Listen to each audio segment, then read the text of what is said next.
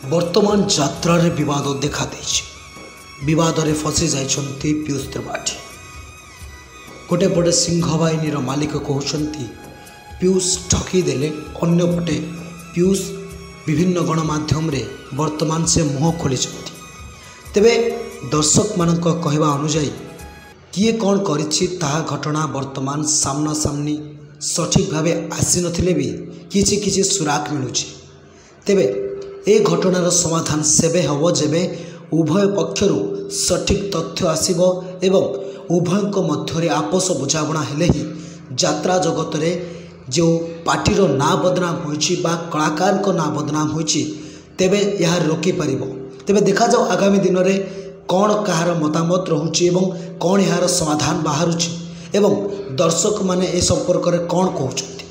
सिंह बाहिनी पार्टीर मालिक जहाँ कहते पीयूष त्रिपाठी जहाँ कहते से विषय रे दर्शक माने मतामत मध्य देउछन्ति। तेबे वर्तमान आपण माने एई कमेंट माध्यम रे मतामत दियंतु एथिरे कहार भूल एवं कौन करागले घटनार समाधान हो पारिबो एवं यह समाधान हेबा उचित कि